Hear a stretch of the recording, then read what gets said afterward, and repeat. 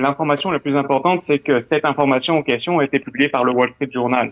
Parce que c'est des informations qu'on connaît depuis des années, que l'autorité palestinienne utilise une partie de son budget pour justement financer des allocations aux terroristes qui ont commis des actes criminels contre Israël, contre des soldats israéliens ou contre des civils israéliens, mais aussi contre des allocations pour les prisonniers palestiniens qui ont été donc arrêtés suite à des actes terroristes.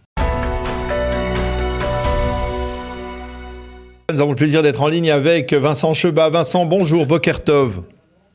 Bonjour Boker Tov, Daniel. Merci d'être avec nous ce matin. Je rappelle à nos auditeurs que vous êtes le directeur du département francophone de l'ONG NGO Monitor qui s'occupe d'un suivi de ce qui se passe en particulier, on va dire, au sein de l'autorité palestinienne, du financement de cette autorité palestinienne. Et justement, c'est à ce sujet que nous voulions vous interroger parce que, il y a une information assez stupéfiante qui a été publiée par le Wall Street Journal qui révèle que, de facto, l'autorité palestinienne a décidé de verser des allocations mensuelles aux familles des terroristes responsables des massacres du 7 octobre. Et cela va coûter assez cher à l'autorité palestinienne. On parle d'un total de 300 millions de shekels pour le financement de l'ensemble, on va dire, de ces allocations destinées aux terroristes. Alors d'abord, première question, c'est une telle information, c'est quand même du pain béni pour ceux qui veulent dire que l'autorité palestinienne est elle aussi impliquée dans le terrorisme, et une autorité palestinienne qui, je rappelle, jusqu'à ce jour n'a encore pas dénoncé, on va dire, les attentats du 7 octobre. Oui, alors tout d'abord, j'aimerais dire que l'information la plus importante, c'est que cette information en question a été publiée par le Wall Street Journal. Parce que c'est des informations qu'on connaît depuis des années, que l'autorité palestinienne utilise une partie de son budget pour justement financer des allocations aux terroristes qui ont commis des actes criminels contre Israël, contre des soldats israéliens ou contre des civils israéliens, mais aussi contre des allocations pour les prisonniers palestiniens qui ont été donc arrêtés suite à des actes terroristes. Donc ça, c'est des informations que l'on connaît depuis des années, qui ont été rapportées par différents instituts israéliens, que ça soit NGO Monitor, que ça soit Impact SI, que ça soit Palestinian Media Watch, etc. Et donc aujourd'hui, l'information la plus importante, c'est qu'elle est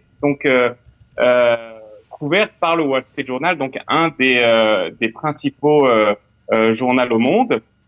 Et effectivement, par rapport à ce que vous disiez, c'est que effectivement, il y a quelques jours en arrière, donc c'était Arutz 12, donc la chaîne numéro 12, ainsi que Makor Rishon, qui avait donc révélé que l'autorité palestinienne s'apprêtait donc à continuer à donner donc ces allocations-là, ces allocations précises aux terroristes qui ont donc commis les atrocités du 7 octobre. Et ça, c'est quelque chose de nouveau. Et effectivement, comme vous le dites, c'est une sorte malheureusement de pain béni pour essayer de dénoncer l'autorité palestinienne, son comportement, ses financements, et bien sûr, comme vous l'avez dit au début de l'interview, le fait qu'elle n'ait toujours pas condamné de manière officielle les attentats du 7 octobre. Alors lorsque vous le dites, c'est publié par le Wall Street Journal, cela signifie que ça va arriver très directement à la Maison-Blanche et que ça va obliger la Maison-Blanche à une réaction à ce sujet, c'est-à-dire peut-être à une forme de condamnation de l'autorité palestinienne ?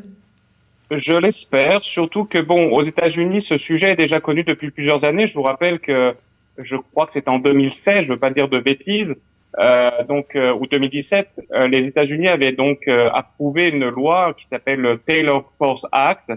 C'était donc une loi qui avait été promulguée à la suite de la mort d'un Américain qui était venu en Israël dans le cadre de ses études et qui avait été assassiné lors d'un attentat. Et lorsqu'en fait les Américains avaient découvert que l'autorité palestinienne donnait des allocations à la famille du terroriste ou au terroriste lui-même, il y avait donc eu une grande émotion outre-Atlantique. Et à l'époque, il avait été décidé de promulguer cette loi, le Taylor Force Act, qui visait justement à réduire les aides budgétaires de la Maison-Blanche à l'autorité palestinienne jusqu'à ce que la loi palestinienne qui permet justement de distribuer ces allocations soit définitivement enterrée, et ça n'a toujours pas été le cas. Donc aujourd'hui, le fait que l'autorité palestinienne s'apprête à donc allouer ces allocations aux terroristes du plus grand massacre de Juifs depuis la Deuxième Guerre mondiale, effectivement, j'espère que ça va donc susciter des émotions à la Maison Blanche et qu'il y aura une condamnation de l'autorité palestinienne. Est-ce que on peut d'abord estimer le montant de ces aides? Parce que j'ai cité 300 millions de shekels, 300 millions de dollars. De dollars, je crois. 300 millions de dollars, c'est la somme totale que l'autorité palestinienne verse aux familles des terroristes, c'est ça en général? Oui, alors c'est une somme qui était connue déjà de 2016. Mais étant donné que, comme je l'ai dit, cette affaire est connue depuis fort longtemps, l'autorité palestinienne a donc décidé de ne plus être transparente sur certains donc lignes de budgétaires de son budget. C'est vrai qu'aujourd'hui, on ne connaît pas exactement le montant exact. On suppose qu'il est beaucoup plus élevé que 300 millions de dollars, parce qu'encore une fois, c'est en 2016. Depuis, les nouveaux terroristes sont apparus, ont commis des actes terroristes. Je sais qu'en 2018 ou 2019, l'État d'Israël avait essayé donc aussi de promulguer une loi, c'était Pay for Slay, donc justement pour essayer de déduire une partie donc des recettes fiscales qui sont distribuées par Israël à l'autorité palestinienne, donc à la hauteur donc des sommes qui sont allouées aux terroristes. Et je crois que c'était à l'époque un demi-milliard de shekels. Je veux pas dire de bêtises, il faudrait que je vous retrouve.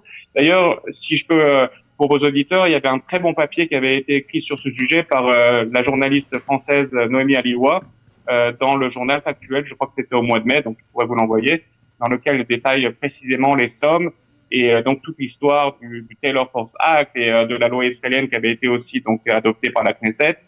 Et voilà, ça pourra donc enrichir les auditeurs. Est-ce que vous le disiez en 2016-2017, c'était à l'époque de Donald Trump, il y avait eu un arrêt de l'aide américaine à l'autorité palestinienne, un arrêt total ou il y avait pas? Une diminution de 1/3.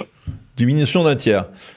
Alors, oui. alors aujourd'hui, comment on exploite cela? Comment, par exemple, votre association peut-elle essayer de donner plus d'amplitude à cette information, essayer de faire pression? On sait que, par exemple, demain, Anthony Blinken vient en Israël pour une 5e tournée depuis le début de la guerre. Comment on peut essayer de faire valoir cela justement pour mettre en garde face à cette autorité palestinienne que certains voudraient peut-être voir installée dans la bande de Gaza? Alors écoutez, je pense que, quand même, comme vous le savez, notre association s'occupe particulièrement des ONG, donc on va pas vraiment toucher ce sujet, mais j'espère que des grosses organisations, donc aux États-Unis, comme l'American Jewish Committee, ou que ce soit même l'AIPAC, ou d'autres organisations de ce genre, donc tireront profit de cet article qui a été publié quand même, comme je le dis, dans le Wall Street Journal, donc c'est pas n'importe quel média.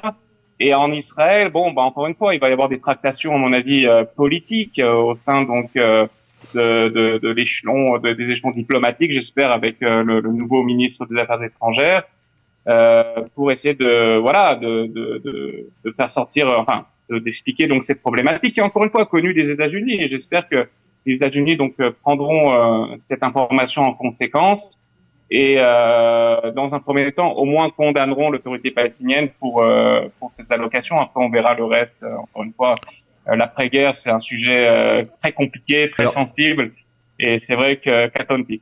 Alors, on a parlé des États-Unis. On sait que l'Union européenne aussi finance l'autorité palestinienne.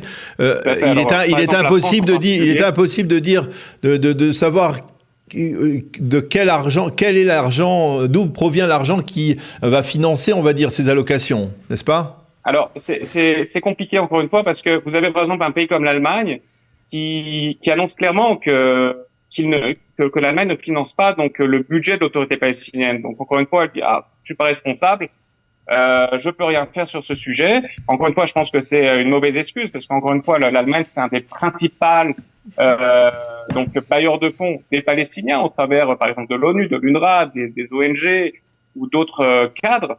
Mais c'est vrai qu'elle donne pas directement l'autorité palestinienne. Par contre, la France, oui, la France donne chaque année 16 millions d'euros pour le budget de l'autorité palestinienne. Et là, je ne connais pas, à ma connaissance, il n'y a pas donc de conditions françaises pour éviter justement que l'argent soit distribué donc dans le cadre de ces allocations aux terroristes ou aux familles de prisonniers. Et donc quelque part, on peut peut-être espérer que cette publication aussi peut peut-être avoir aussi un impact également sur l'Europe. Espérons, encore une fois, je suis très pessimiste oui. ou sceptique sur les réelles volontés de l'Europe. Encore une fois, ce qui est intéressant de la part de cette information, c'est qu'elle a été publiée dans un grand quotidien. Donc ça, c'est quand même quelque chose de très important. Justement, comme je vous l'ai dit, tous ces sujets, que ça soit, par exemple, même en Israël, hein, on prend la question de l'UNRWA pendant des années, ça a été un sujet qui a été qui n'a pas été traité. Et quand vous regardez, il y a 2 semaines en arrière, il y a Rolling Hinder de Haaretz, de Marker, qui a publié une excellente investigation sur l'UNRWA. Donc tous ces sujets qui étaient encore une fois passés sous silence depuis de nombreuses années, alors que tout le monde connaissait, hein, que ce soit les Européens, les Américains ou même les Israéliens. Et effectivement, le 7 octobre, voilà, tout le concept, toute la conceptia est tombée. Et c'est vrai qu'aujourd'hui, ce qui est important, c'est qu'effectivement, ce grand quotidien, donc internationaux, parle de ces sujets et dans l'espoir qu'un jour ou l'autre, il y aura donc des pas qui seront pris et des décisions fortes de la part des bailleurs de fonds. Eh bien, Vincent Cheba, merci beaucoup d'avoir accepté de répondre à nos questions ce matin sur ce dossier extrêmement important. On n'a pas fini d'en parler, hein. On a le sentiment mais plus on en parle, en tout cas, mieux c'est. Merci beaucoup d'avoir été avec nous ce matin. Bonne journée, Vincent. Merci bientôt. Beaucoup, Daniel. Shavuot Tov. Shavuot Tov.